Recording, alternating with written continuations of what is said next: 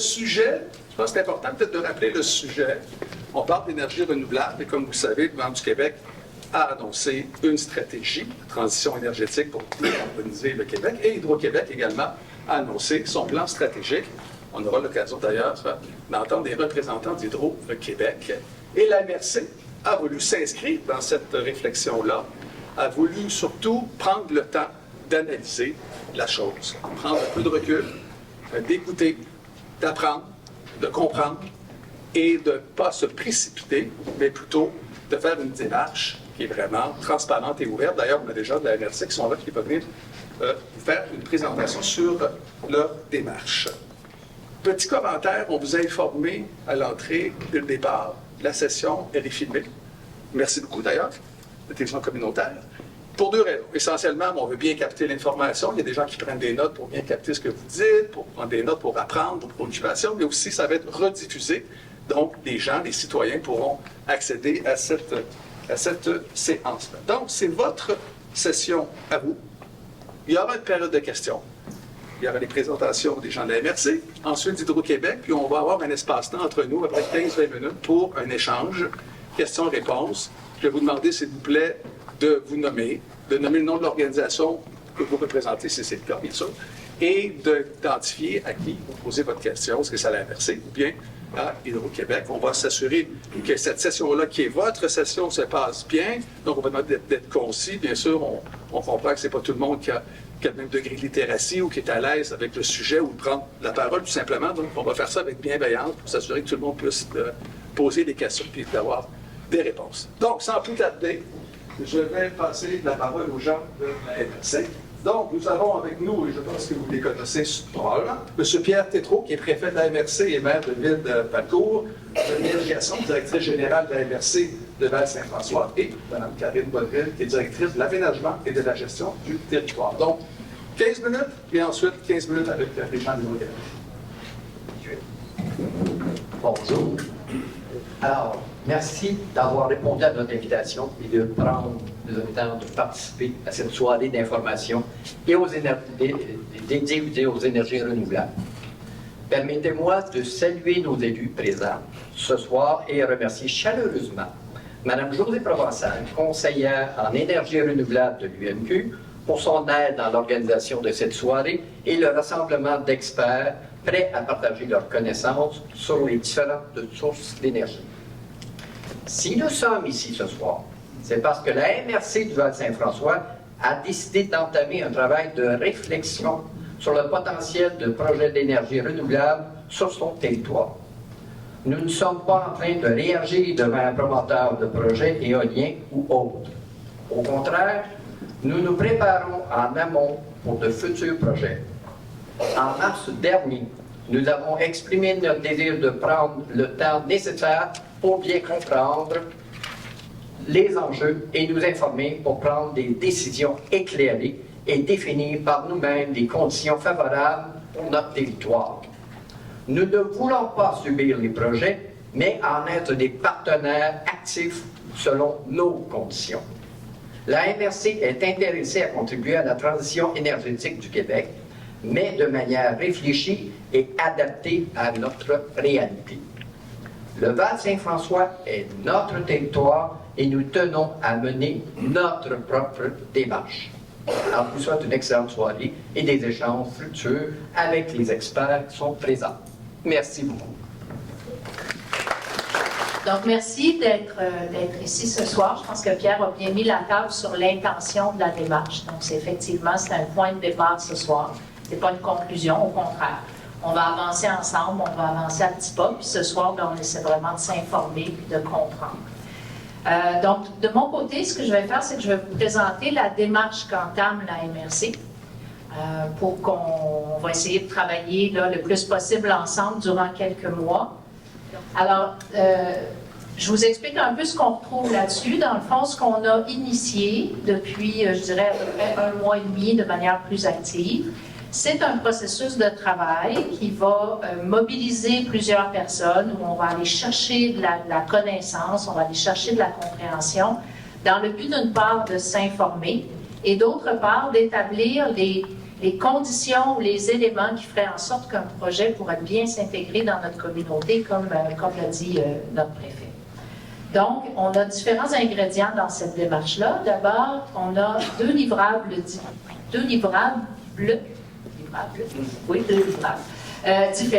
Donc, un premier livrable, c'est un guide. Un guide, donc ce qu'on veut faire, c'est vraiment quelque chose d'écrit. On veut aboutir à un document, mais qui va contenir plusieurs choses. D'abord, dans ce document-là, ce qu'on veut, c'est préciser l'intention qu'on a. Comment on se positionne comme territoire? Quelles conditions on met pour l'intégration des projets? Donc, c'est vraiment notre positionnement, le Val-Saint-François. La deuxième partie de ce fameux guide, ce serait plutôt disons, les conditions techniques qui permettraient à un éventuel promoteur, que ce soit pour un projet solaire, un projet de biomasse, un projet éolien, voilà ce qu'il faut respecter comme ligne de conduite, comme condition. Donc, un guide qui va être à la fois le positionnement de la MRC, puis à la fois un outil technique qui va faire en sorte que plutôt qu'un promoteur nous aborde avec n'importe quel projet, bien, il va nous aborder potentiellement en connaissance de cause de ce qui est important pour nous, puis des balises qu'on se donne. Alors ça, c'est pour le guide. Alors, positionnement, conditions d'intégration et spécifications techniques. Quelque chose aussi qui va pouvoir être accessible à tout le monde, que vous allez pouvoir consulter comme citoyen, qu'on va diffuser largement, donc ça va devenir vraiment quelque chose de tangible. Donc, pour bâtir ce guide-là, on va le faire en mode travail, en mode collaboratif. Donc, on a créé 3 cellules de travail. Pourquoi on appelle ça des cellules de travail? Bien, c'est justement l'idée d'avoir un noyau de personnes qui vont animer le processus de travail, mais d'aller chercher toutes les contributions dont on a besoin au fur et à mesure. Plutôt d'avoir un grand comité qui travaille en comité, ça va être quelque chose de beaucoup plus agile. Puis l'idée, c'est vraiment de produire un élément contributif au guide. Donc, une première cellule, celle que vous voyez en bas, c'est sur les conditions d'intégration. Alors, comme on l'a dit, qu'est-ce qui ferait qu'un projet serait acceptable pour notre communauté? Et pour être capable de mener ce processus-là, bien, on envisage la tenue d'un atelier participatif, vous allez voir tout à l'heure dans le déroulement, où, comme citoyen, vous seriez invité à venir travailler, concevoir, dans le fond, ces différentes conditions d'intégration. Ensuite, un comité sur la gestion de projet. Dans un projet énergétique, évidemment, bien, vous avez probablement suivi les annonces d'Hydro-Québec, le genre de processus qu'Hydro-Québec met en place. Bien, Hydro et le milieu municipal aussi préconise une participation de la communauté, une participation du milieu municipal. Donc, quelles seraient les conditions de cette participation-là? Bien, il faut définir un ensemble d'outils de gestion de projet qui permettent après ça d'avancer avec d'éventuels promoteurs privés. Donc, une cellule de travail sur la gestion de projet pour être capable de bien s'outiller puis de mettre en place les structures qui vont nous permettre de gérer d'éventuels projets, si on en arrive là, bien sûr. Et la dernière cellule, c'est celle sur la participation et les retombées. Un projet, vous le savez, ça arrive à un endroit précis, mais ça a des impacts sur toutes les communautés. Donc, comment on va déterminer aussi la façon dont on va partager les potentiels bénéfices des projets? Qu'est-ce qu'on va vouloir en faire? Quel genre d'opportunités on va vouloir créer pour notre communauté? Donc, ça aussi, c'est des questions qu'il faut se poser. Donc, vous voyez, ces 3 cellules qui vont contribuer à un guide, puis ce guide-là, éventuellement, va être présenté au conseil de la MRC, bien sûr, pour être formellement adopté. Et le deuxième livrable, c'est un livrable d'information. Donc, la soirée de ce soir, elle s'inscrit là-dedans. L'idée est vraiment de s'informer, de comprendre, de mettre à disposition de l'ensemble des citoyens, de l'ensemble des personnes que ça intéresse, des informations rigoureuses, vulgarisées, complètes, dynamiques aussi, parce qu'on va ajouter des choses. Donc, aujourd'hui, on a des experts. Éventuellement, vous allez voir sur le site de la MRC, il va y avoir tout un dossier d'informations avec un paquet de choses qui vont s'alimenter au fur et à mesure qu'il y a des publications, qu'il y a des choses intéressantes. Fait que ça va être vraiment un endroit où vous allez pouvoir aller chercher une information aussi la plus complète possible. Donc, c'est la démarche et tout ça est chapeauté par un comité de directeurs qui est composé de 9 élus, une dizaine d'élus qui sont représentatifs des différents secteurs de la MRC et qui vont suivre la démarche là, en continu pour s'assurer aussi qu'on est toujours bien ancré et qu'on est capable d'avancer collectivement.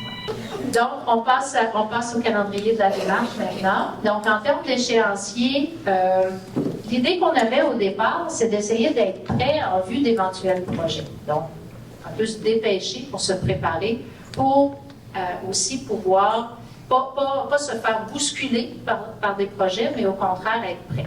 Ce qu'on a appris dernièrement, puis Hydro-Québec va en parler davantage, c'est que là, on est dans un temps un peu plus long. Parce qu'Hydro-Québec est en train de travailler, de raffiner sa stratégie, puis de voir, entre autres, comment ils vont collaborer avec les communautés. Donc, ça nous donne plus de temps pour travailler, puis ça, c'est une bonne chose parce qu'on va faire aussi un meilleur travail, puis on va avoir plus le temps aussi d'intégrer, dans le fond, toutes les préoccupations. Alors, on a commencé donc le 3 mai avec la première rencontre du comité directeur. De la mi-mai à la fin décembre, dans le fond, ça va être le travail des cellules de travail. C'est vraiment là que ça va se passer. Donc, on amorce, là, on est dans les rencontres de démarrage. Rencontre d'information citoyenne, c'est ce soir, donc on y est. Ensuite, de la fin juin à décembre, il va y avoir, comme je vous disais, de la diffusion d'informations en continu. Donc, ça va être vraiment le temps pour vous d'aller voir ce qui se publie sur le site de la MRC. À la mi-octobre, ce serait l'atelier participatif dont je vous parlais tout à l'heure, donc pour venir récolter, recueillir là, les différentes préoccupations, les différentes perspectives citoyennes. Ensuite, à la mi-novembre, à début février, c'est là où on se mettrait en mode rédaction du guide. Donc, on va avoir colligé un paquet de choses, puis là, ça va être un exercice d'intégration dans un document. Et à la mi-février, la date est à confirmer évidemment, là, parce qu'on n'a pas encore de calendrier, mais ce serait l'adoption du guide par le Conseil, puis ce qui mettrait un terme au processus de travail qu'on a entamé là, puis qu'on lance vraiment ce soir. Donc voilà. Maintenant, je vais passer la parole à Karine parce que, évidemment, c'est important de se dire que la MRC, elle ne part pas de rien. On a eu un historique aussi de projets déjà, de projets éoliens où il y avait un intérêt pour notre territoire. Puis la MRC, à travers son schéma d'aménagement et de développement, elle a déjà certaines balises. Donc, c'est important de les comprendre parce que c'est notre point de départ aussi. On peut pas tout faire, on ne peut pas nécessairement tasser ces règles-là, donc elles sont déjà des outils importants pour encadrer le développement sur notre territoire. Alors, bonsoir tout le monde. Ça me fait plaisir d'être avec vous ce soir. Alors, comme Geneviève le dit, la MRC a déjà un cadre réglementaire pour encadrer les projets éoliens. Ce n'est pas tous les projets d'énergie renouvelable là, comme la MRC a développé un cadre normatif, mais on part déjà avec quelque chose pour encadrer les projets de développement éolien sur le territoire. Donc, c'est déjà depuis 2007, en fait, qu'on a rédigé un cadre normatif pour régir l'implantation des éoliennes sur le territoire. Comme Geneviève l'a dit, en 2007, le territoire du Val-Saint-François a été un peu pris, s'est fait un peu surprendre par un projet là, qui est arrivé. On était au tout début là, du développement éolien dans le territoire. Donc, avant, ça se passait beaucoup dans le Bas-Saint-Laurent. Donc, c'était dans les premières vagues de projets où ça se développait un peu ailleurs que dans le Bas-Saint-Laurent. Donc, évidemment, ce projet n'a pas eu lieu, mais ça nous a comme permis de commencer à amorcer cette réflexion-là, puis d'en arriver avec un premier cadre normatif pour régir l'implantation. Donc, règlement qu'on appelle règlement de contrôle intérimaire. Donc, c'était un règlement régional qui s'appliquait sur les territoires des municipalités. Donc, quelques années plus tard, on a repris ce cadre-là régional et on l'a intégré au schéma d'aménagement de la MRC. Et il a découlé par la suite dans les règlements d'urbanisme des municipalités. Donc, l'ensemble de nos municipalités sur le territoire ont intégré le cadre de la MRC et je vous dirais qu'il y a même certaines municipalités qui sont plus sévères que le cadre normatif de la MRC, qui est minimal d'ailleurs. Donc, le cadre, évidemment, je ne ferai pas une présentation de l'ensemble du contenu normatif. Par contre, ce que je peux vous dire, c'est que le cadre normatif encadre les éléments qui sont essentiels pour assurer une bonne cohabitation sur le territoire entre les éoliennes, entre autres, et les résidences, mais aussi pour protéger le paysage et l'environnement.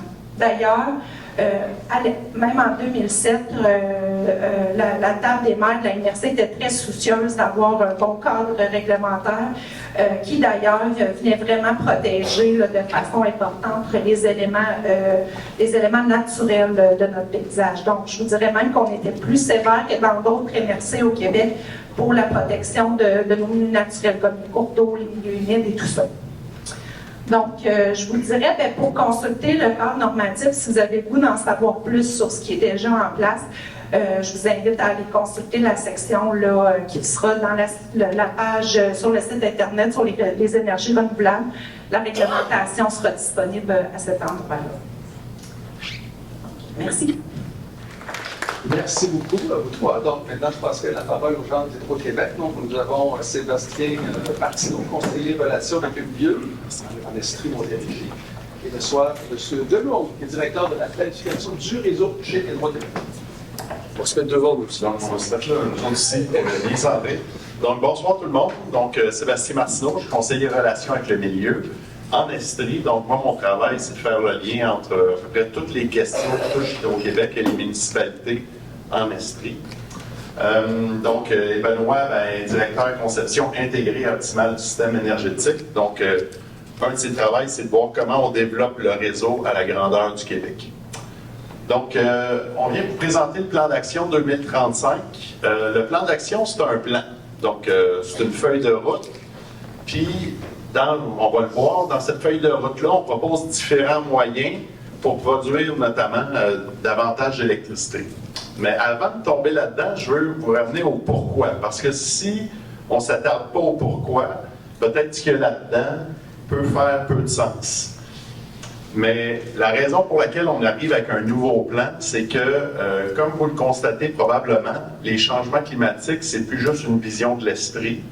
Ça fait des décennies que les scientifiques des groupes environnementaux nous sonnent l'alarme qu'il y a des dangers au niveau du réchauffement de la planète. Et dans les dernières années, je vais vous montrer aussi comment ça se matérialise, mais différents pays dans le monde ont dit « OK, on n'a plus le choix d'agir ». Et on doit se donner des cibles pour être capable de sortir des énergies fossiles. Donc, le plan qui est là, c'est un plan qui s'inscrit là-dedans. Donc, quand on parle vers un Québec décarboné, il y a une grosse partie du plan qui serait juste pas là si on n'était pas dans un contexte de changement climatique. Pour ce qui est Prospère, Prospère, ça s'inscrit un petit peu plus dans la mission traditionnelle d'Hydro-Québec. Hydro-Québec a été mis sur pied notamment pour permettre des tarifs d'électricité abordables partout dans la province. Peu importe qu'on soit à côté de la centrale électrique ou qu'on soit dans le fond d'un rang, ce qui n'était pas le cas quand c'était contrôlé par des producteurs privés, et a contribué par l'électricité à faire vivre des entreprises, des commerces un peu partout dans la région. Donc, notre plan, nécessairement, s'inscrit encore dans cette perspective-là. Donc, quand je vous disais, on ne peut pas penser le plan sans parler des changements climatiques. Donc, il y a à peu près 5 à 6 ans, il y avait 20% des pays du monde qui s'étaient dotés des objectifs de décarbonation, donc de sortir des énergies fossiles. Donc, comme je vous dis, ça fait des décennies que les scientifiques disent qu'il faut que ça change. Or, avec des rencontres importantes, comme par exemple l'accord de Paris en 2019, les pays disent on ne peut plus juste en jaser, il faut que ça change. Donc, il va falloir qu'on se donne des réglementations dans chacun de nos pays pour obliger ou favoriser à ce qu'on passe du gaz, qu'on passe du propane, qu'on passe du mazout, qu'on passe du charbon à de l'électricité qui est propre, qui ne va pas contribuer au gaz à effet de serre pour réduire l'augmentation de la température à l'échelle de la planète. Donc, il y a 5-6 ans, c'était à peu près 20%, et là, en 2023, on est rendu à 92% des pays qui ont soit ça dans leur législation ou qui ont des objectifs dans des documents ou qui sont en train d'y travailler. Donc, vous comprenez que ça s'est fait très rapidement, où là, tout le monde a embarqué dans le bateau. Donc, la crise climatique devient de plus en plus réelle. Donc, c'est ce qui a convaincu les gens aussi à embarquer. Les pays fixent des objectifs. Et donc, l'énergie propre, ça devient la locomotive de cette transition-là, parce que tout ce qui fonctionne en ce moment avec des énergies fossiles, c'est bien beau de dire on veut en sortir, mais on veut continuer à se déplacer, on veut continuer à chauffer nos maisons, on veut continuer dans nos entreprises à faire fonctionner des machines qui utilisent en ce moment de l'énergie faite avec des gaz, des énergies fossiles. Bien, il va falloir le remplacer par d'autres choses. Donc, tout ce remplacement-là appelle à plus de production d'électricité. Là, pour vous donner une idée aussi, c'est qu'à l'échelle mondiale, là, on parle de 40 000 milliards de dollars qui vont être investis pour faire cette transition-là. Parce que pour passer d'une énergie à une autre, ça veut dire changer des infrastructures, ça veut dire changer des technologies. Juste aux États-Unis, le plan du gouvernement Biden, on parle de 660 milliards de dollars d'ici 2035. Donc, c'est beaucoup d'argent qui sont investis. Et donc, la transition, c'est à la fois une volonté au niveau environnemental, mais c'est aussi une opportunité économique qui est intéressante pour un producteur, un transporteur et un distributeur d'électricité comme Hydro-Québec. Donc, on est chanceux au Québec parce que, en raison du fait que la très grande majorité de notre production d'électricité est faite à partir d'hydroélectricité, comme vous le savez, ben, ça a fait qu'on a déjà tranquillement sorti du chauffage à l'huile, par exemple, pour passer à l'électricité dans le chauffage de nos maisons. Donc, il y a plein d'utilités de tous les jours qui demandent de l'énergie, qui sont déjà alimentées par l'électricité. Donc, on parle d'à peu près 42 %. Mais il y a encore 50 % de ce qu'on fait au quotidien qui demande de l'énergie, qui sont alimentés par des combustibles qui créent des gaz à effet de serre. Donc, notre travail comme société, puis le gouvernement du Québec s'est dit en 2050, là, on va être sorti des combustibles fossiles. On ne veut plus émettre de gaz à effet de serre. Donc, il faut le remplacer par d'autres choses et c'est là que l'électricité devient intéressante. Merci Sébastien. Bonsoir à tous. Je suis très heureux d'être ici ce soir et je voulais saluer votre initiative que je trouve vraiment excellente de réussir à en fait, avoir du leadership pour se lancer dans cette transition énergétique au niveau de la MRC. C'est bravo, c'est très courageux puis c'est très apprécié. Je ferme la parenthèse. Donc, effectivement, les besoins d'électricité, comme Sébastien l'expliquait, il faut sortir du carbone. Et donc, moi, j'aime bien parler en cocktail, là, la slide d'avant. Le mix énergétique au Québec, c'est une part d'électricité, une part de pétrole et une demi-part de gaz. Okay, donc, la part de pétrole et la demi-part de gaz, ben, il faut les enlever. La part de pétrole, c'est principalement le transport. La demi-part de gaz, ben, c'est beaucoup du chauffage et des processus industriels. Donc, quand on traduit ça en énergie électrique, là, cette part de pétrole et cette demi-part de gaz, eh bien, quand on la transforme en électricité, ça veut dire qu'on va avoir 60 TWh supplémentaires en 2035 au Québec et entre 150 TWh et 200 TWh de plus à l'horizon 2050 pour une décarbonation de plus ou moins profonde, c'est-à-dire tout décarboné ou partiellement presque tout décarboné, les gens. Donc du coup, il y a quoi là-dedans? Qu'est-ce que c'est qui a induit cette croissance-là? Déjà, d'une part, la croissance naturelle, c'est-à-dire qu'on construit des maisons, on construit des chalets, ça va consommer de l'électricité, donc ça c'est de la croissance naturelle. On fait des bébés, ils ont besoin de maisons, d'accord? L'autre, c'est la conversion des bâtiments et des procédés industriels. La conversion des bâtiments, prenez l'île de Montréal par exemple, il y a encore beaucoup de maisons qui sont chauffées au gaz. Si ces maisons-là arrêtent de chauffer au gaz et passent au chauffage électrique, ça augmente la consommation. Si je ne sais pas, si par exemple vous avez encore du chauffage à l'huile, il va falloir passer de l'huile à l'électricité. Ce n'est pas une nouvelle maison, mais c'est une maison qui, au lieu de consommer de l'huile, va consommer de l'électricité. Donc ça vient faire de l'électricité supplémentaire. Des procédés industriels, ça peut être par exemple une distillerie qui a un processus industriel aujourd'hui qui utilise du gaz. C'est très pratique le gaz pour chauffer des liquides et puis faire de l'alcool. C'est parfait, ça chauffe très bien, c'est très efficace. Mais si la distillerie souhaite décarboner ses processus industriels, ben, elle va devoir arrêter de chauffer au gaz, puis elle va chauffer à l'électrique. Donc c'est pareil, elle va produire la même quantité de bouteilles de gin, mais au lieu que ce soit avec du gaz, ça va être avec de l'électricité. Donc vous voyez, il n'y a pas de nouvelles bouteilles de gin, mais c'est juste que c'est l'électricité à la place d'être du gaz. Après ça, on a des secteurs émergents. Alors les secteurs émergents, on peut parler des serres, hein, on parlait d'une autonomie en termes de nourriture au Québec. Eh bien, il fait froid, donc il faut des serres. Ben, les serres, il faut les chauffer, il faut les éclairer. Ben, ça, c'est de la consommation qui n'existait pas hier et qui pourrait augmenter si on produit plus de légumes au Québec localement.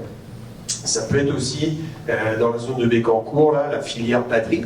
Hein, donc vous savez peut-être que la batterie au lithium dans les voitures électriques ou les batteries industrielles qu'on peut mettre dans les maisons, ça, c'est une nouvelle filière industrielle au niveau mondial. C'est beaucoup produit en Chine aujourd'hui, et donc là, sous l'impulsion du gouvernement, eh bien, on va développer une filière batterie bout en bout au Québec. On va aller extraire le lithium dans les PTB, on va le descendre au sud, on va le transformer pour fabriquer des batteries qui seront utilisées dans les voitures électriques. Mais ça, c'est des usines qui n'existent pas aujourd'hui, puis qu'on va bâtir et qui vont donc consommer de l'électricité. Et enfin, c'est les transports. Aujourd'hui, vous avez un petit sondage, qui a une voiture électrique? Bon, 3, 4, 5 ans, c'est pas mal, hein, c'est bien. Si je reviens dans 5 ans, vous posez la question, il y aura peut-être 75% de la salle, voire 80% de la salle qu'on aura, d'accord? Donc du coup, vous voyez que ça, aujourd'hui, vous faites comme moi j'ai fait tout à l'heure, vous vous arrêtez à côté de chez Johnny, là, puis vous faites le plan. Et demain, là, vous allez charger votre voiture à la maison ou sur circuit électrique. Ça, c'est de l'électricité supplémentaire qui aujourd'hui n'est pas consommée, puis qui demain le sera. Donc tout ça, ça contribue à une augmentation de la consommation. D'accord? J'irai à la slide d'après. Donc si je traduis ça un peu dans un truc un peu pourcentage, d'accord, on a comme deux ovales là qu'on décrit, c'est-à-dire la partie gauche là qui est le bleu, je dis que c'est 40% de l'électrification du transport et de la décarbonation des bâtiments. Donc c'est votre voiture d'aujourd'hui qui est au gaz qui va passer à l'électricité, la maison qui était chauffée au gaz qui devient chauffée à l'électricité, d'accord? Donc j'ai pas plus de services, d'accord? C'est le Québec qui se décarbone pour un service équivalent. Le 35% pour la décarbonation des industries, ça c'est ce que je vous disais tout à l'heure, la distillerie qui produisait du gin avec du gaz et qui va produire du gin avec de l'électricité, d'accord? Donc j'ai pas plus de bouteilles de gin, mais j'ai du gin propre, ok?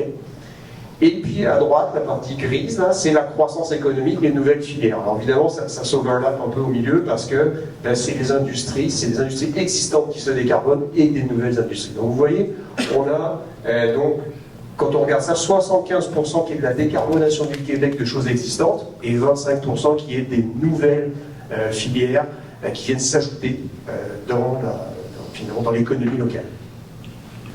Donc ça, c'est pour ce qui est du contexte, puis pourquoi ça prend plus d'électricité au Québec dans les prochaines années.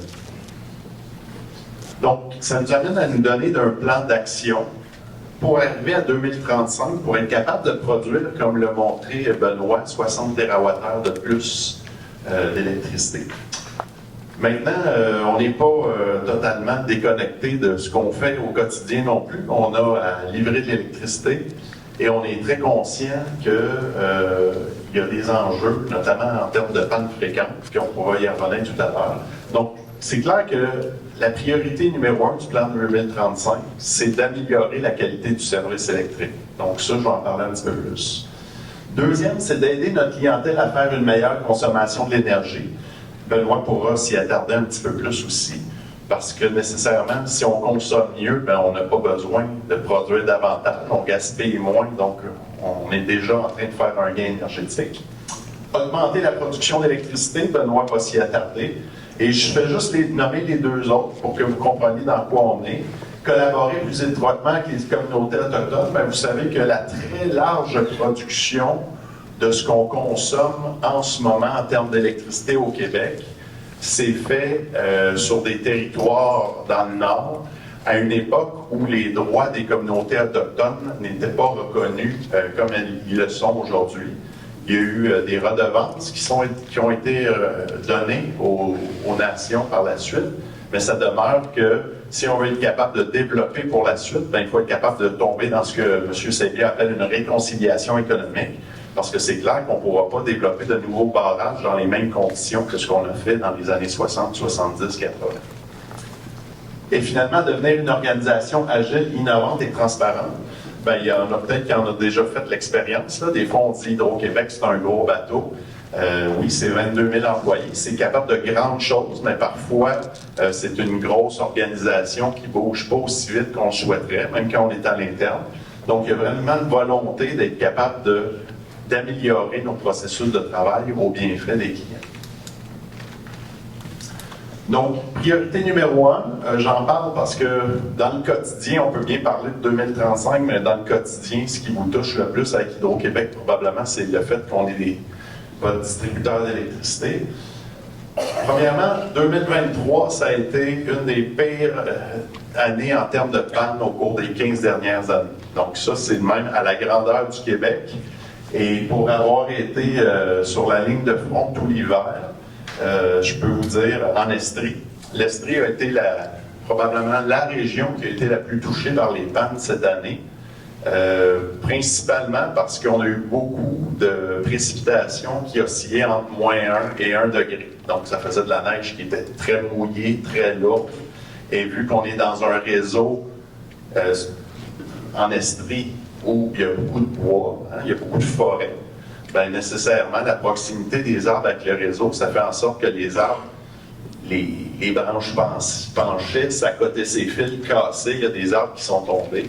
Bref, moi je demeure à Beaumont, là, dès qu'on passe dans un chemin de campagne, là maintenant c'est autre chose, mais cet hiver, on voyait des arbres couchés partout dans les campagnes, donc pas juste les arbres à côté du réseau, les arbres en Estrie cet hiver, ils ont coûté. Donc, qu'est-ce qu'on va faire pour améliorer la qualité du service? Bien, c'est clair qu'il va y avoir une augmentation des investissements pour notamment agir sur la végétation, pas uniquement, parce que grosso modo, là, dans les moments ordinaires, 40% des pannes sont causées par la végétation. Quand on tombe dans des périodes de météo où ça brasse plus, où il vente, où il y a de la neige, il y a du grésil, du verglas, ben là, on tombe à 70% environ des pannes qui sont causées par les arbres. Donc, sans être la seule source, la végétation est vraiment la source la plus importante. Donc, on va augmenter, on a déjà commencé, mais on va augmenter nos investissements là-dedans pour augmenter le travail. Notamment, par exemple, un exemple très local, on a identifié qu'il y a certaines portions de lignes, pas des lignes au complet, mais certaines portions où les pannes reliées à la végétation sont plus importantes. Donc, ce qu'on va faire dans ces portions-là, c'est qu'on va faire des corridors d'énergie sécurisés. On va aller chercher un petit peu plus large quand on va faire le déboisement pour réduire le risque. Donc, c'est entre autres le cas sur la ligne ABV 236 là, qui part de Val-des-Sources et qui se termine à Saint-Claude. Donc, on a déjà pris contact avec les gens de Saint-Claude via courriel pour dire on veut venir vous en parler. Parce que nécessairement, ça va vouloir dire couper un petit peu plus large d'arbres. Et les gens, ben, des fois, quand c'est le temps de couper les arbres, ben, ils sont plus réticents, on comprend. Mais si on veut être capable d'avoir un impact sur la qualité du service, il faut aussi être capable de travailler avec cette réalité-là. Améliorer nos communications avec la clientèle lors des pannes majeures. Très rapidement, vous allez être capable de vous abonner à un système de SMS où là, finalement, on va vous informer de tous les avancements qui se passent sur comment on répare la panne chez vous. En ce moment, ça existait si vous alliez sur le site Internet, mais vous étiez obligé d'y retourner ponctuellement. Là, on donne beaucoup plus d'explications sur où est-ce qu'on en est rendu. On va donner des délais de rétablissement, donc la panne devait être réglée à tel moment, et si ça change pour une raison ou une autre, il va y avoir des textos qui vont vous être renvoyés aussi. Donc, c'est le genre d'initiative qu'on met en place. Et finalement, accélérer le traitement des demandes d'alimentation d'électricité. Je suis celui qui reçoit les plaintes en Estrie. Je suis très conscient qu'ici, même sur le territoire, il y a des gens qui font des demandes et que c'est long à se faire brancher. Donc, on veut vraiment améliorer ça pour être capable de bien faire notre mission première. Alors, la priorité 2, c'est d'aider notre clientèle à mieux consommer. Et mieux consommer, ça veut dire deux choses. Ça veut dire moins consommer, et puis consommer dans des heures qui sont moins stressantes pour le réseau. Ça veut dire les deux éléments. Alors là, on va lancer une politique en fait pour accompagner. Vous pouvez déjà aller voir sur le site web. Là, il y a tout plein de subventions en fait pour aider les gens à s'équiper de thermopompes. La géothermie en fait partie. Donc on a tout plein d'offres là maintenant de subventions pour aider les gens à mieux consommer. Je vais vous donner un exemple. Une plante électrique aujourd'hui, ben, c'est moins efficace qu'une thermopompe pour chauffer une maison. Donc en fait, pour la même chaleur dans la maison, ça consomme moins d'électricité d'utiliser une thermopompe comme ça qu'une plante électrique. Alors c'est pour ça qu'on encourage les gens à adopter des thermopompes qui marchent l'hiver, pas les thermopompes l'été pour faire du froid comme aujourd'hui, ça c'est bien là, mais la thermopompe qui marche l'hiver, d'accord, qui fait du chaud. Donc la thermopompe qui fait du chaud est plus efficace, ça coûte moins d'énergie pour la même chaleur. Donc du coup on a un programme pour encourager les gens à adopter des thermopompes, donc ça on va continuer à encourager ça. Il va y avoir des aides à la fois pour la clientèle résidentielle, donc la thermopompe, mais également des aides pour la clientèle industrielle. Donc là, ça va être d'aller accompagner les industriels à mieux penser leur processus. Est-ce qu'on peut récupérer de la chaleur? Est-ce qu'on peut réussir à avoir un peu d'efficacité énergétique? Est-ce qu'on peut changer les lumières dans les usines, etc., pour consommer moins? Et puis il y a tout le volet de mieux consommer au bon moment. Puis là, c'est le programme ILO. Alors là, c'est ma deuxième question. Qui a ILO? Une, voilà, deux. C'est moins populaire ILO que la voiture électrique. Et donc ILO, c'est comment on appelle ça? Un contrôle en fait qui permet de regarder ce qui se passe dans la maison. Et puis vous pouvez participer à des défis dans lesquels Hydro-Québec vous dit demain il va faire très froid. Ce serait bien de baisser la consommation de 19h à 22h parce que le réseau va être très serré, mais on a besoin de votre aide. Et puis si vous répondez présent, c'est-à-dire que vous consommez moins pendant ces heures-là, vous allez avoir une récompense. Donc là, vous économisez de l'argent. Alors ça, c'est pareil, c'est sur notre site web. Là, ça permet aux gens d'économiser de l'argent, déjà d'une part, mais en plus, on s'aperçoit que les gens sont plus conscients de la maison.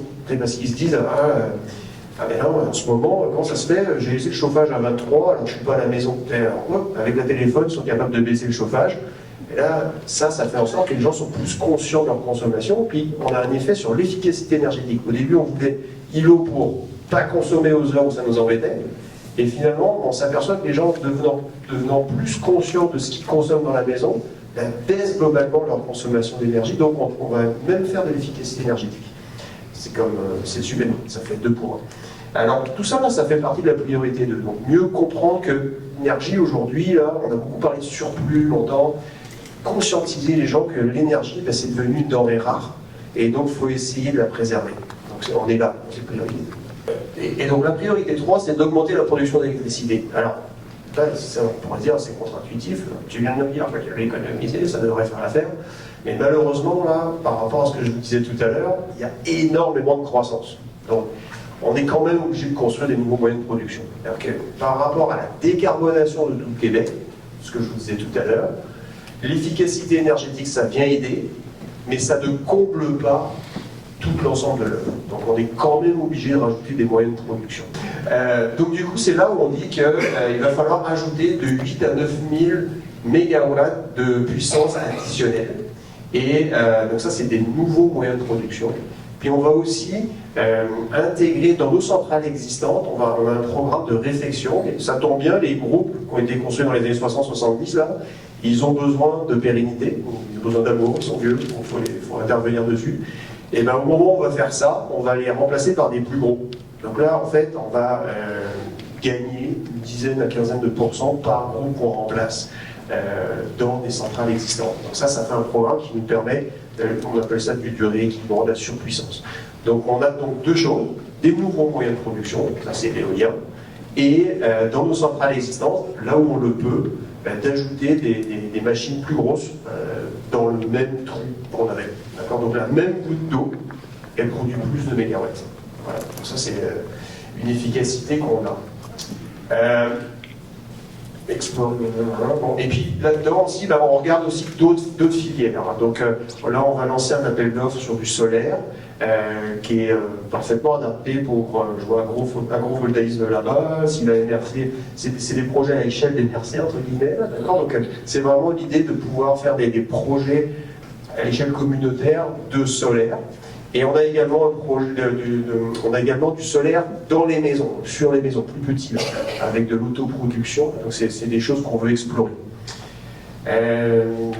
Voilà, donc ce qu'il faut comprendre, c'est que, je vais me remettre dans la caméra, désolé, je ne fais pas attention, je bouge beaucoup. Donc si j'ajoute des moyens de production, ce qui se passe, c'est qu'il va falloir les raccorder au réseau, d'accord? Donc là, il va falloir construire des lignes, évidemment. C'est ça, ça vient avec. Là. Les nouveaux moyens de production, ils ont besoin d'avoir des lignes pour les raccorder. Et puis si la consommation dans le sud du Québec augmente, ben, il va falloir aussi du réseau pour renforcer la fiabilité et puis pour que l'électricité arrive au bon endroit. Donc ça vient avec. Donc il y aura du déploiement d'infrastructures de transport pour permettre de regarder tout ça. Alors si on refait un petit dessin comme tout à l'heure, là, donc 8 à 9 000 MW de plus, ça constitue en des économies d'énergie, de l'éolien, du solaire, de l'hydroélectricité comme je vous le disais, et génère en pointe, ça c'est du gaz naturel renouvelable, là, donc la capacité à, on prend des vieilles bananes de chez Énergir, là, puis c'est vous en fait là, c'est un peu ça. Donc c'est-à-dire du gaz naturel qui est produit à partir de biomasse. Vous irez leur poser une question, c'est les experts. Donc ça va leur permettre de produire du gaz qui n'est pas fossile, d'accord, qui n'est pas extrait du sol, mais qui est généré à partir de déchets, en fait, d'accord, et donc qui permet d'avoir un gaz naturel renouvelable. C'est eux qu'il faut aller voir. Donc là, on parle en fait de doubler notre efficacité énergétique, de tripler notre capacité de production éolienne. Aujourd'hui, j'ai 4 gigawatts, je vais la tripler. On vise 125 000 clients équipés de panneaux solaires, et ça, l'ordre de grandeur, c'est 5 000 km de lignes électriques de transport qui seraient à bâtir pour un horizon 2035. C'est beaucoup, on est conscient, mais c'est ça qui viendrait soutenir cette transition énergétique. Dernière chose, il y a 2 semaines environ, Hydro-Québec a annoncé une stratégie de développement éolien. Vous savez, Hydro-Québec, sa business principale, c'est l'hydroélectricité.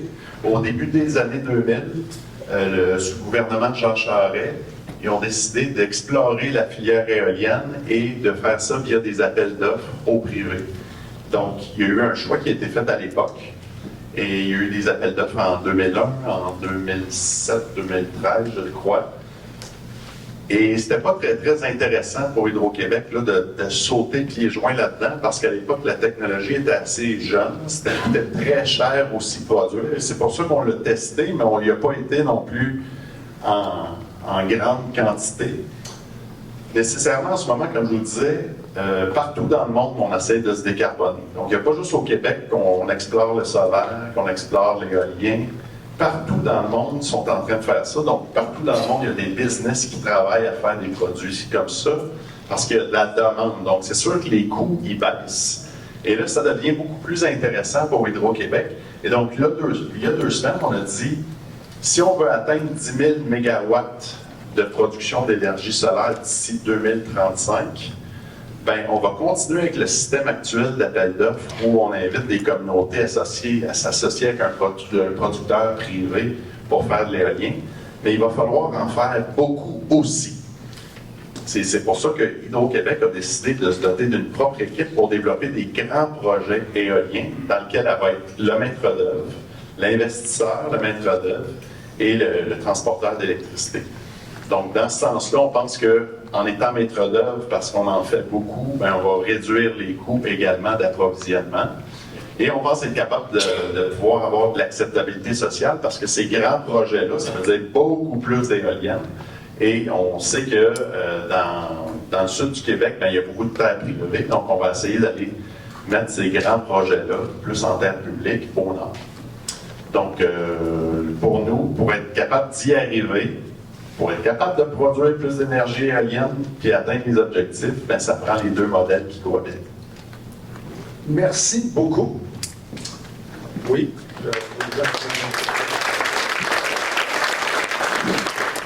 Merci beaucoup, Luc Caillé, maire de Snow. Tantôt, vous parliez de la géothermie. Est-ce qu'il y a une obligation de la part, puis on sait que la géothermie est plus efficace pour les gros établissements, là. Une maison, c'est très dispendieux. Je vous apprends rien. Mais on désigne plus l'utilisation de la géothermie pour des gros édifices. Est-ce que là, comme là, il y a il y a des méga industries qui s'en viennent. Est-ce qu'il y a il y a une obligation de l'industrie d'avoir un pourcentage de géothermie d'utilisation pour... ça, c'est ma première question. Alors, en termes d'industrie, ce qu'on demande à l'industrie, c'est pas faire de la géothermie, mais d'être en mesure de faire de l'efficacité énergétique. On demande aux industries, aux nouvelles industries, d'être efficaces énergétiquement. C'est-à-dire qu'on leur demande de nous montrer qu'elles font des efforts d'efficacité énergétique. Donc là, c'est libre à eux de trouver les bons moyens pour le faire. Ça peut être de mettre des LED dans l'usine, ça peut être de la géothermie. Et donc il y a une exigence d'efficacité. Et la deuxième chose qu'on leur demande, c'est d'avoir une capacité à s'effacer quand le réseau est trop serré. Donc c'est les deux choses qu'on leur demande. C'est des exemples de performance. Après, c'est à l'usine de proposer des moyens. OK, ça va. En ce 23, ça resterait... en tout cas, c'est parce que la démonstration a été faite, la géothermie. Je vous avais... Non, tout à fait. Mais en fait, c'est qu'après, l'usine, elle peut avoir plein d'idées, d'accord? Si on a une usine qui produit un processus industriel qui chauffe énormément, par exemple, quelqu'un qui produit de l'acier, bon ben lui, là, il a comme une inertie basée sur l'acier, le fait qu'il ait des trucs qui sont très chauds, et il peut faire une boucle de chaleur pour récupérer cette chaleur-là et proposer quelque chose en termes d'efficacité énergétique associé à son processus industriel. Les industriels, ils doivent produire quelque chose basé sur des processus qui ont des spécificités. Donc c'est à eux de voir comment s'y prendre. On a des exemples, comment c'était déjà le producteur de fruits congelés, là. J'ai oublié le nom, là, mais il y avait un producteur de fruits congelés. On a travaillé avec lui pour trouver les moyens d'avoir une meilleure efficacité. Dans son usine, il chauffait des trucs, puis après ça, il les congelait. Donc là, il fallait comme s'arranger pour que les boucles de chaleur soient plus intelligentes et que l'efficacité de l'énergie soit meilleure. Et donc, on l'a aidé à trouver une meilleure solution par rapport à son processus industriel. Je suis pas sûr qu'il ait fait de la géothermie, mais il a vachement gagné en termes d'efficacité, mais basé sur ses processus. Donc vous voyez, on a une exigence de résultats, mais le moyen, c'est à l'usine de le trouver. Deuxième question au niveau du biométhane.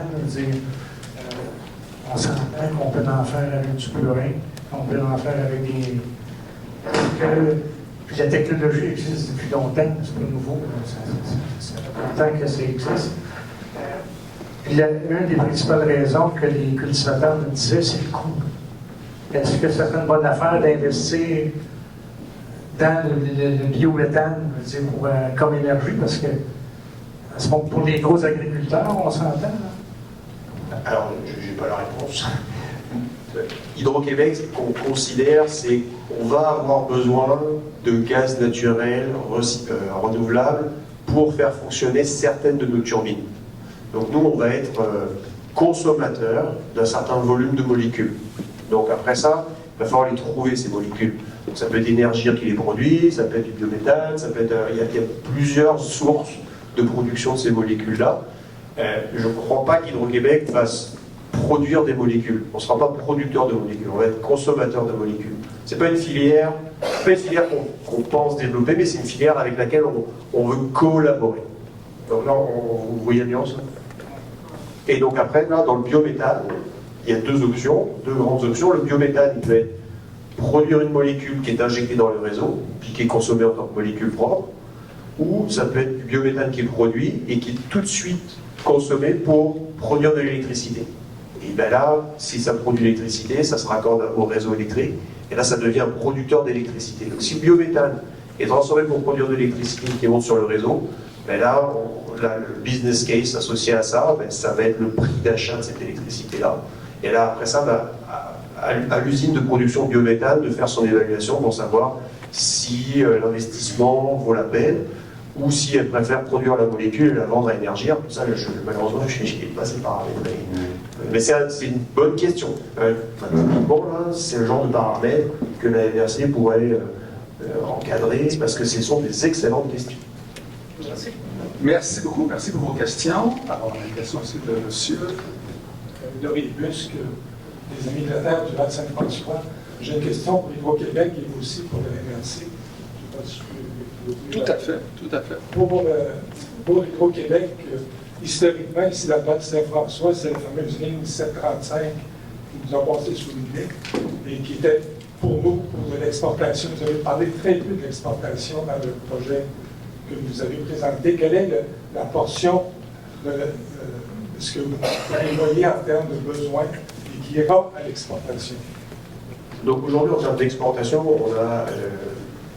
on a en fait deux lignes qu'on va construire, une pour aller vers le Maine, une vers New York, là, pour lesquelles on a des contrats d'export sur 20 ans. C'est ça.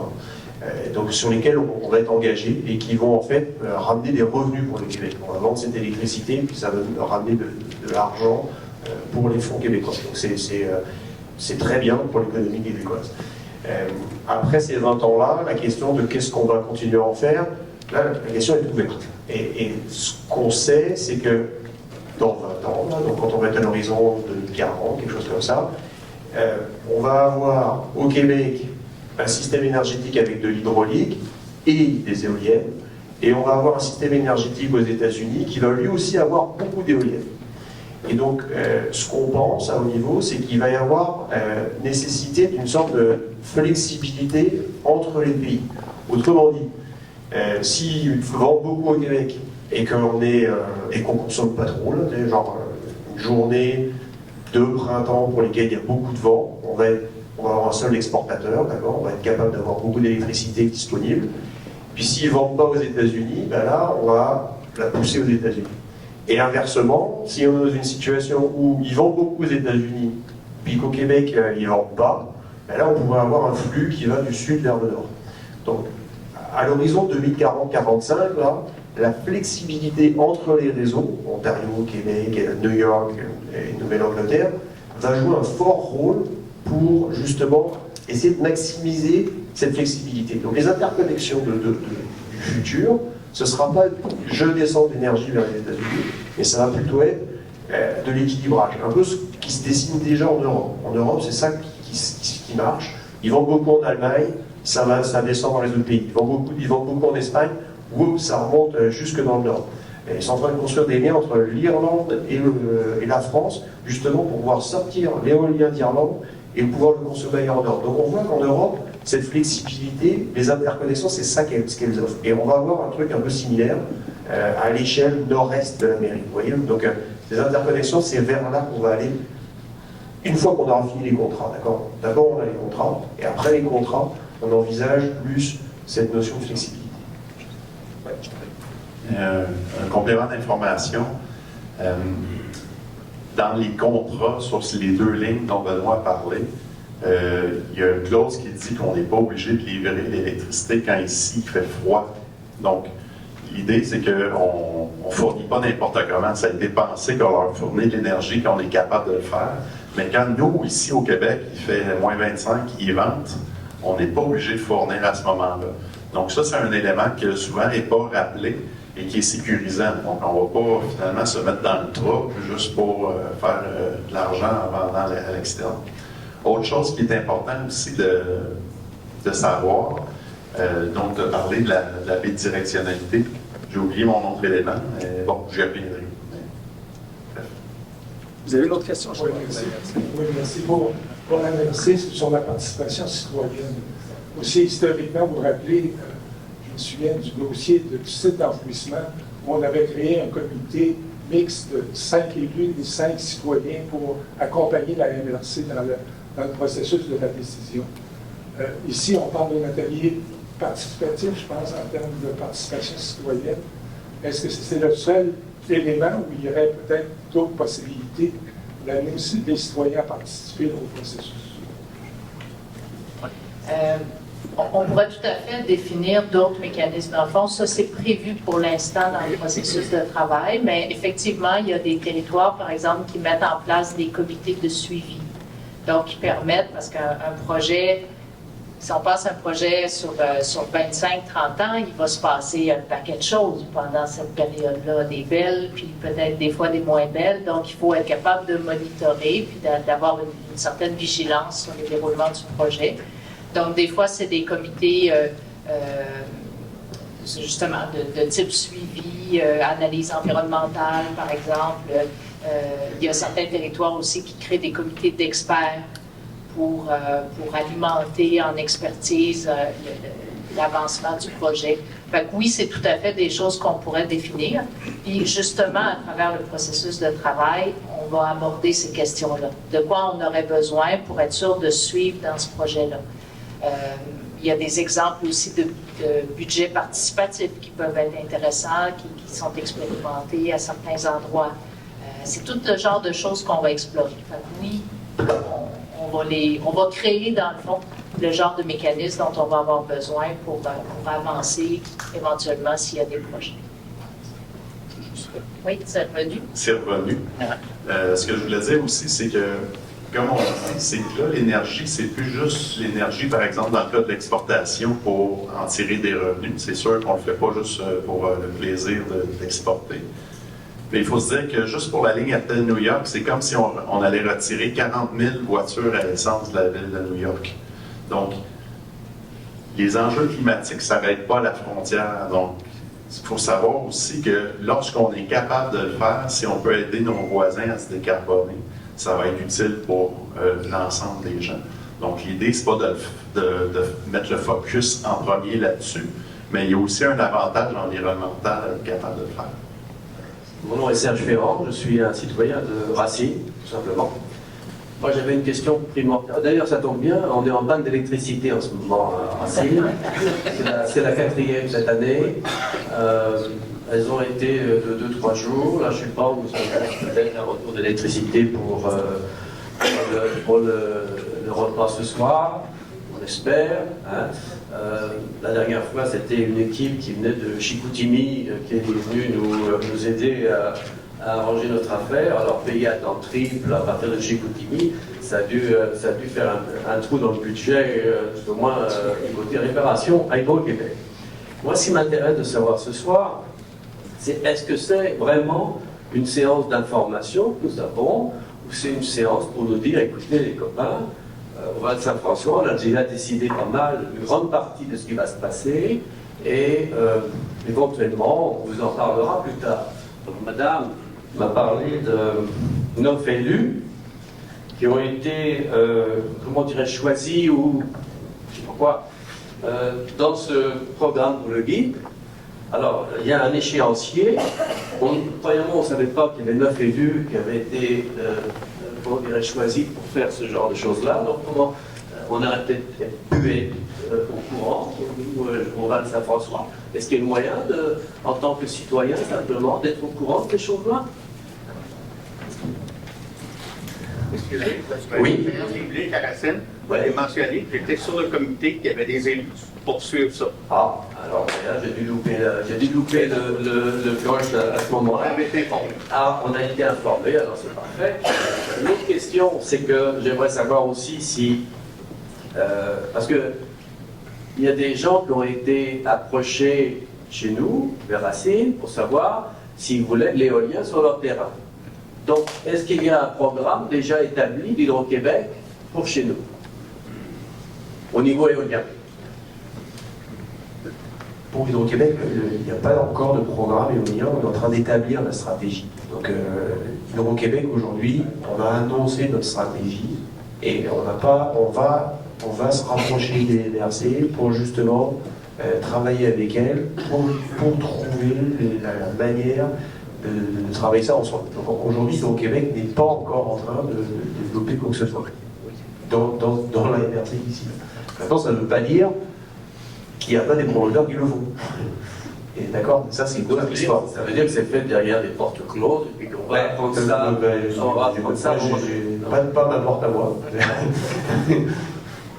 Et en tout cas, puis je vais laisser la MRC répondre. Mais la différence ici, c'est que la MRC, il n'y a aucun élu qui a dit on saute là-dedans, on prend une résolution. On était à la MRC de Coaticook il y a 3 semaines. Il y a eu une résolution de l'ensemble de la MRC qui ont dit nous, on va de l'avant, alors que les gens n'avaient jamais eu ne serait-ce qu'une seule rencontre comme celle-là.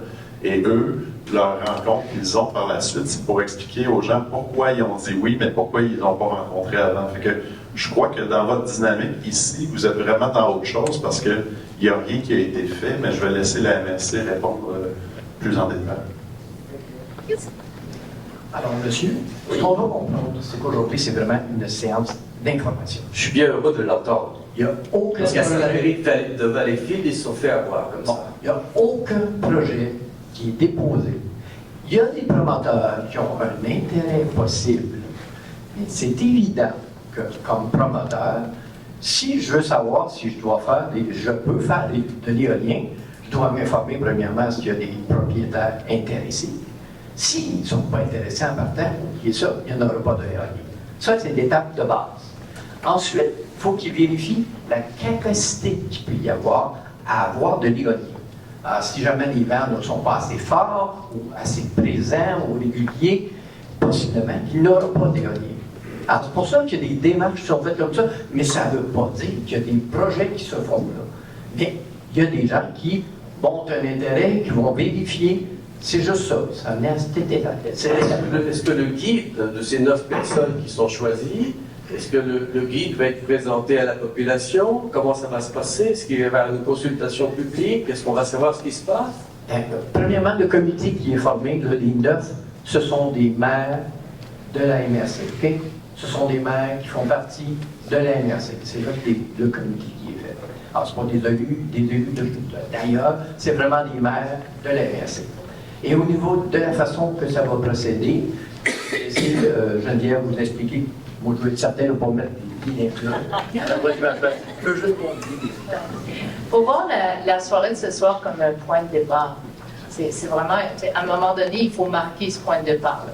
Si on se réunit ce soir, 20 juillet 2024, c'est parce qu'on démarre quelque chose. Comme je vous ai montré, la démarche qui vise à établir le guide, ce n'est pas nécessairement quelque chose qui va se développer entre 9 personnes de manière fermée. Au contraire, on a un processus avec des cellules de travail où, comme je l'ai expliqué, on va aller chercher de l'expertise. C'est un petit noyau de personnes qui vont animer le processus de travail, mais après ça, on va aller chercher toute la nourriture, l'information dont on a besoin pour être capable d'élaborer certaines parties du guide. Et oui, bien sûr, ça va devenir quelque chose de public.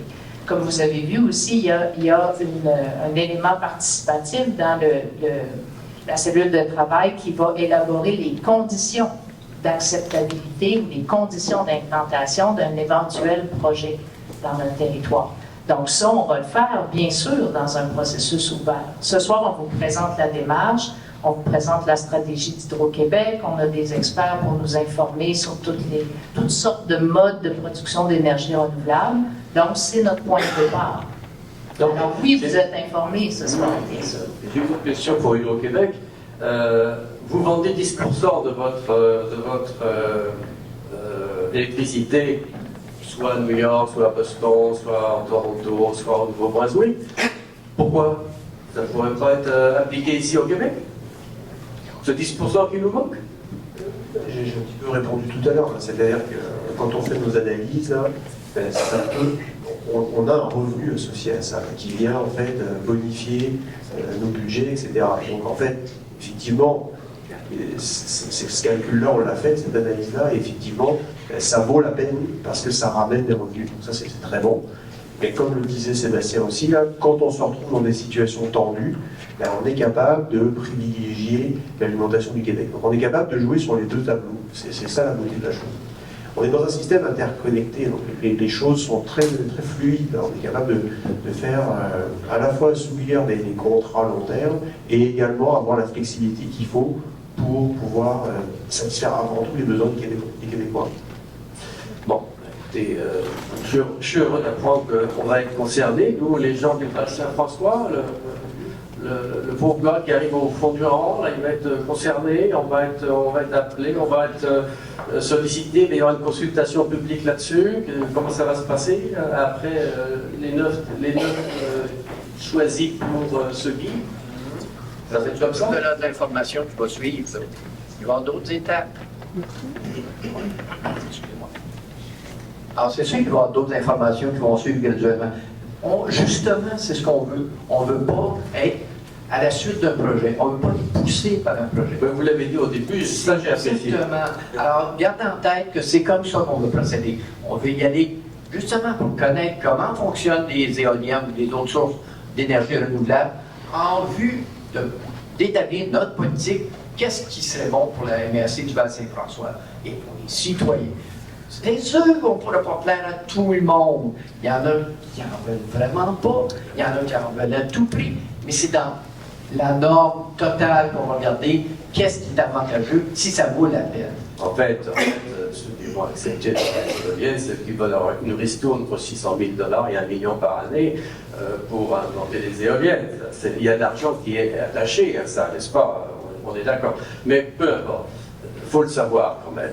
Alors, nous, à PPR, on a Racine, un journal qui s'appelle PPR, on a fait un résumé, justement, pour savoir ce que c'est qu'une éolienne. Alors, pour les gens qui sont intéressés, ils ont qu'à taper PPR, ils vont avoir un portrait de ce que c'est qu'une éolienne, et comme ça, ils pourront choisir et décider en connaissance de cause. Ouais, puis nous aussi, on va avoir des informations sur le sujet.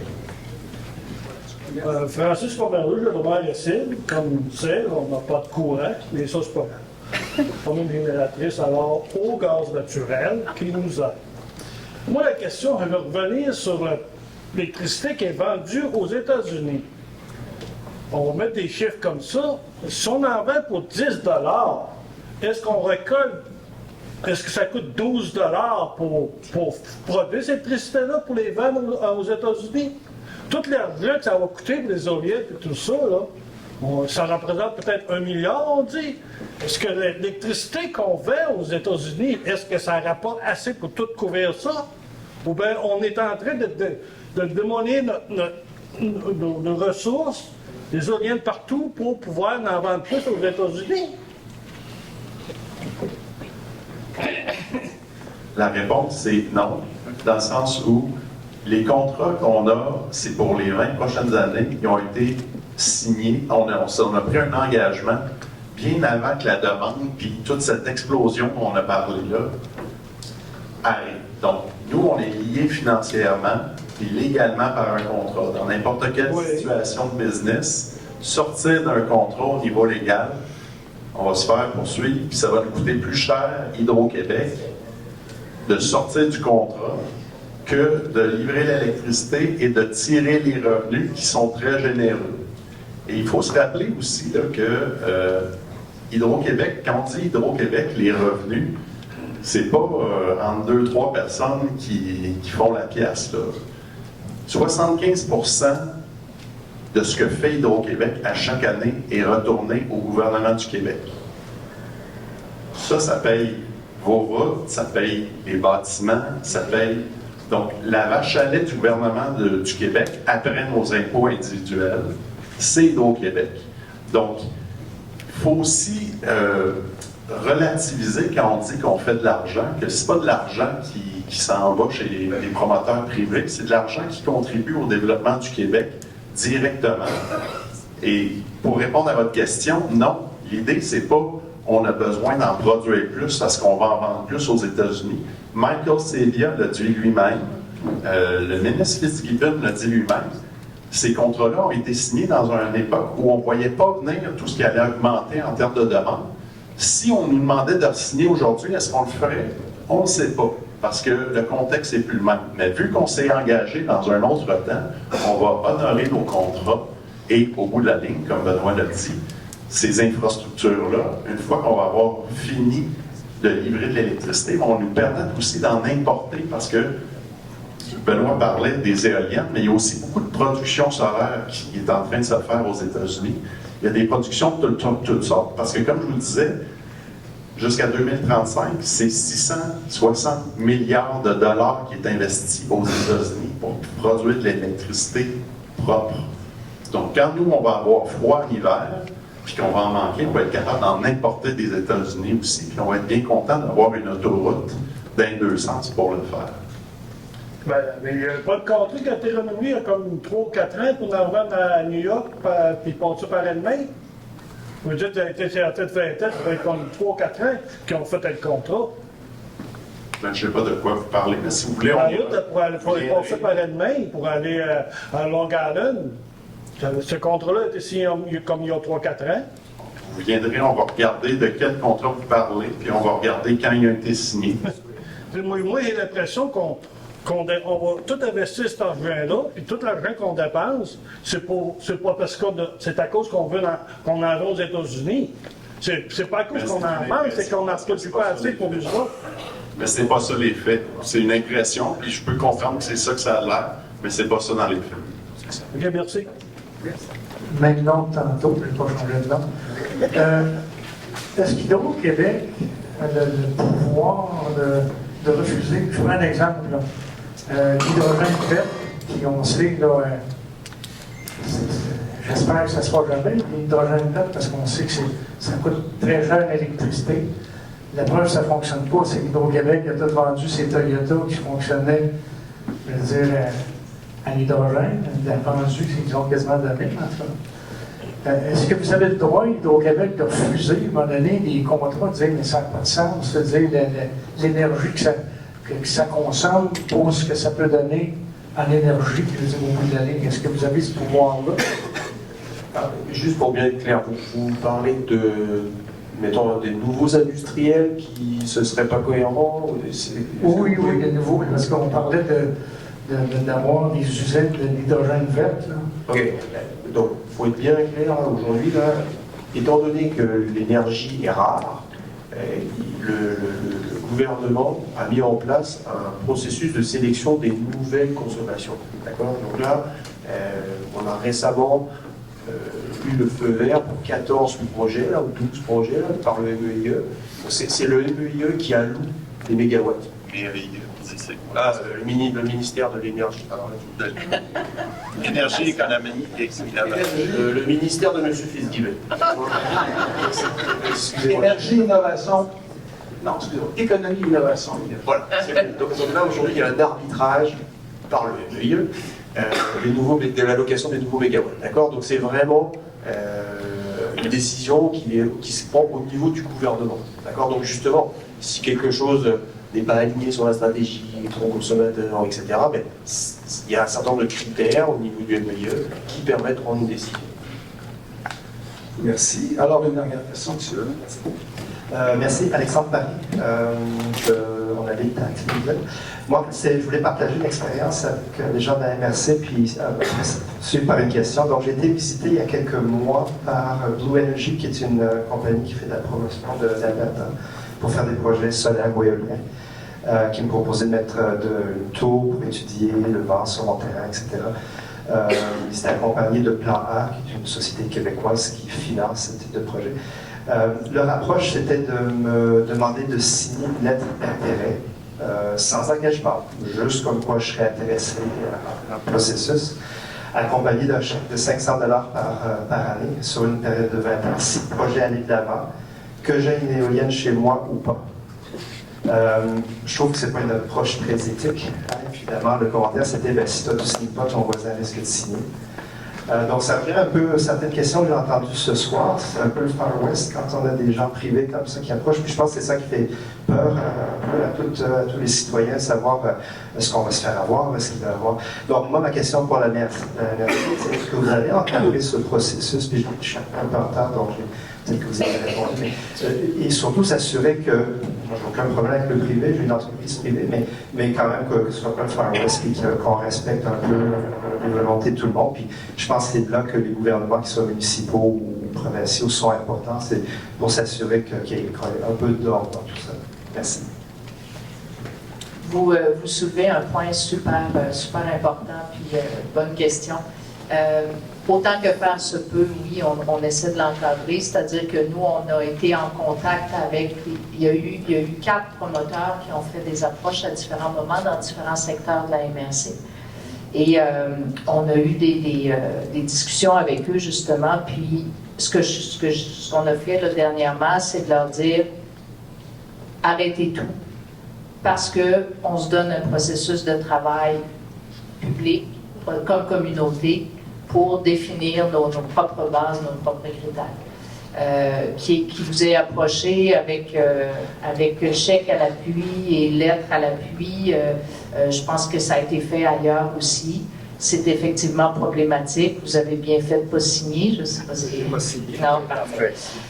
Donc, mais oui, on a essayé justement de mettre un garde-fou, une espèce de dôme en disant on va travailler d'abord. Puis quand on aura défini ce qu'on veut faire comme communauté, là, on vous en fera part.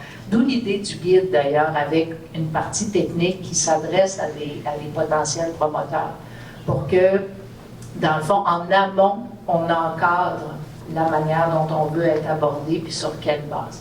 Fait que oui, vous avez bien fait, puis c'est déplorable comme pratique parce que ça met de la pression. Après que des promoteurs doivent faire, par exemple, des tests de vent, parce que c'est l'élément déterminant, donc, ben ça, c'est relativement correct dans le sens qu'il faut qu'ils voient si effectivement il y a un potentiel, mais que ça vous lie après par une entente ou par des incitatifs financiers, c'est là où je trouve que c'est franchement...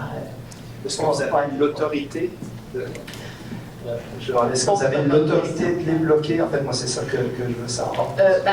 Non, parce que ce sont des promoteurs privés qui prennent des ententes avec des particuliers.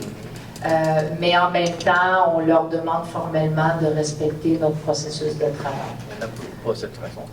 Parce qu'en Ontario, en Alberta, c'est comme ça que ça s'est passé. C'est ça, c'est que ça s'est fait aussi dans d'autres MRC, dans cette façon de faire. Et c'est pas comme ça qu'on veut que ça marche. Là. On les a bien avertis qu'on ne veut pas cette attitude-là, cette façon de faire-là. Que de toute façon, on est en processus, on est en train d'examiner comment on voulait que ça puisse tout s'établir, et c'est comme ça. Mais on ne peut pas empêcher certains promoteurs de le faire autrement, mais on recommande de ne pas faire ce genre d'entente. C'est bien mal. Sur ces bons mots, monsieur le préfet, bravo.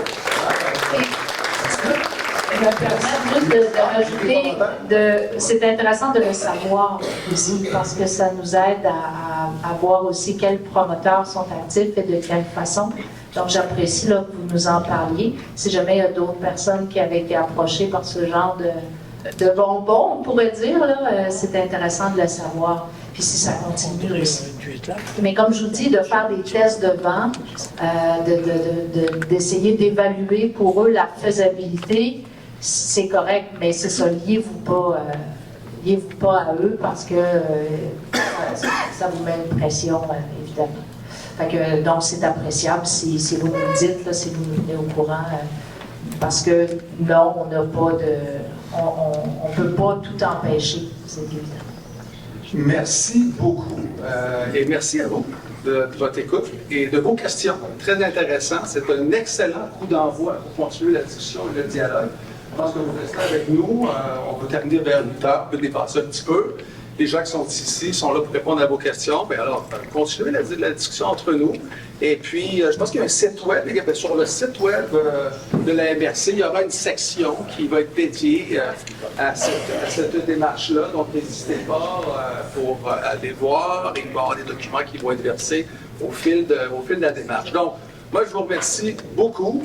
Ça a été très plaisant de faire cette session avec vous. C'est pas fini. Moi, je reste. Tout le monde reste ici. Puis on continue la discussion. Merci beaucoup. Puis je vous permets de vous applaudir, tout le monde. Ça a été une session très agréable.